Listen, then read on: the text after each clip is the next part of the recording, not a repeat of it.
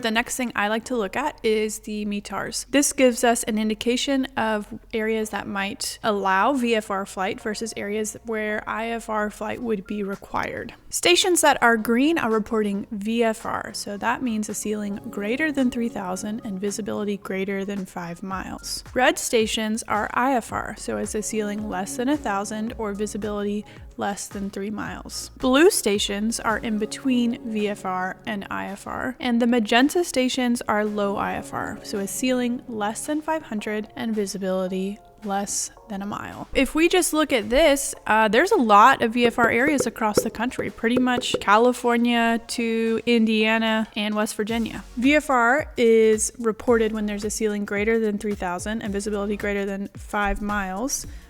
And a ceiling is only a broken or overcast layer.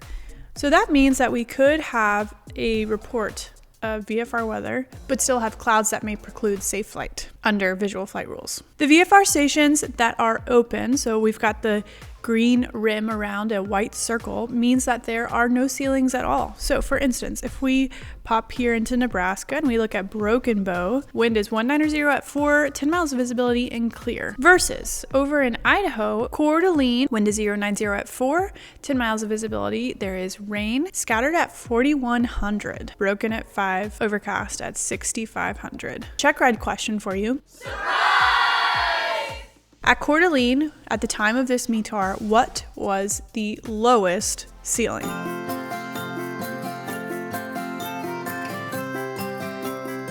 The lowest ceiling here is the broken layer. We have a scattered layer, but that's not a ceiling. That's the kind of question you would get both on a checkride and on the written exam. Up here in the Northeast, we see a mix of flight category being reported. VFR with ceilings, marginal VFR, IFR, and also a couple stations that are reporting low IFR, which means that at the very least, you would need to file IFR to fly within this area. Unless maybe you're up here in Pennsylvania and wanted to do some pattern work. 10 miles of visibility, few at 3,100, broken at 55. The TAF does say the wind is going to accelerate later today. We see precipitation, snow showers. So what I was going to say is that if you have a report of marginal VFR, that doesn't necessarily mean it's a total no-go, right? If you're instrument rated, of course you could look more in depth at potential hazards that could exist if you went in the clouds. But if you're VFR only, you could also, if you have the cloud clearance requirement, potentially do some pattern work, do some touch and goes. Now, this is not the case here because of a couple of reasons. Number one is the very strong winds.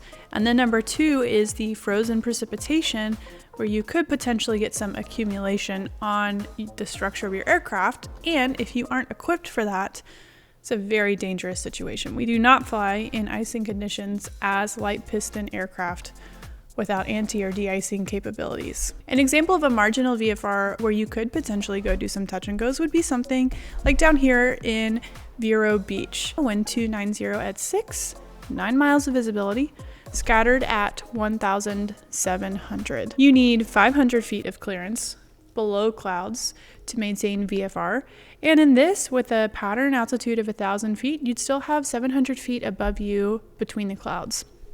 So this is a totally reasonable place where you could go do some pattern work, assuming everything else was in your personal minimums. Some marginal VFR reports up in the far northwest. Seattle, broken at 3,000, 7,000. They're expecting strong winds, 190, 14 gusting 22, and rain showers. For the most part though, we see a lot of VFR across most of the country, so northwest sweeping down all the way through Florida. IFR conditions would be in the far northwest, in the northeast, and down along the tip of Florida.